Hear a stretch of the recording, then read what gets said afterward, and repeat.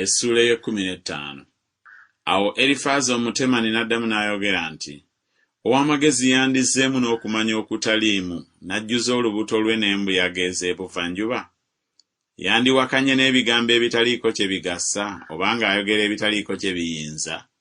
Weewaawo omalawo okutya era oziyiza okwagala Katonda mu maaso ge, kubanga obutali butuukirivu bwo bwe buyigiriza akamwa ko, era weeroboza olulimi lw'abagerengetanya. Akamwa ko ggwe ke kakusalira omusango okukusinga so si nze. Weewaawo emimwa gyo ggwe ye mujulirwa eri ggwe. Ggwe wasooka abantu bonna okuzaalibwa, oba ggwe baakuzaala ensozi nga tezinnabaawo? Wali owulidde okuteesa kwa Katonda okw'omukyama, era weeyita w'amagezi wekkoomu? Kiki ky'omanyi ffe kye tutamanyi? Kiki ky'otegeera ekitali mu ffe? Abameze envi n'abakadde ennyo bali wamu naffe, abasinga ennyo kitaawo obukadde. Okusanyusa kwa Katonda kutono tekukumala, n'ekigambo ekyogera naawe mpola? Omutima gwo gukutwalira ki, n'amaaso go gatemeza ki, n'okukyusa omwoyo gwo okulwana ne Katonda, n'oleka ebigambo ebiri bwe bityo okuva mu kamwako?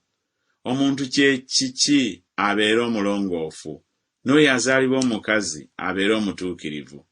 Laba, teyeesiga batukuvu be, weewaawo eggulu si ddongoofu mu maaso ge. Omugwagwa era omuvundu si yasinga ennyo obutaba mulongoofu, omuntu anywa obutali butuukirivu ng'amazzi. N'akwolesa, mpulira, n'ekyo kye ndabye kye nnaabuulira. Ab'amagezi kye baabuuliranga okuva ku bajjajjaabwe ne batakikweka, abaaweebwa ensi bokka so tewali munnaggwanga eyayita mu bo.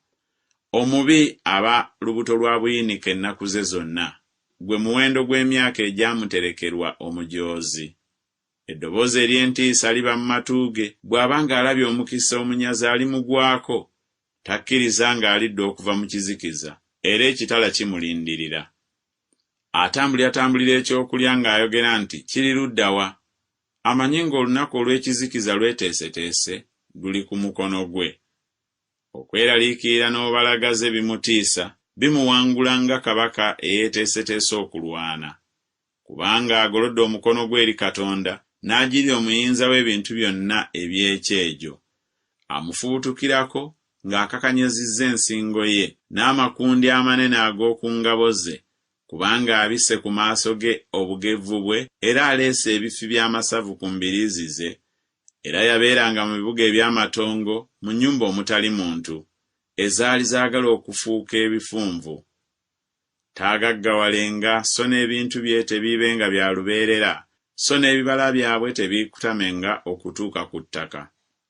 Taavenga mu kizikiza, omuliro gunaakazanga amatabi ge, era anaavangawo olw'omukka ogw'omu kamwa ke.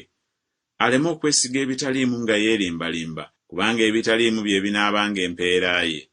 Eneekomekkerezebwanga ebiro bye nga tebinnatuukirira, n'ettabi lye teriggumizenga. Anaakunkumulanga ezzabbibu ze ezitannaba kwengera ng'omuzabbibu, era anaasinsimulanga ekimuli kye ng'omuzeyituuni. Kubanga ekibiina ky'abatatya Katonda kinaabanga kigumba, era omuliro gunaayokyanga eweema ezinaalwangamu enguzi. Baba mbuto za bubi, ne bazaala obutali butuukirivu, n'olubuto lwabwe luteekateeka bukuusa.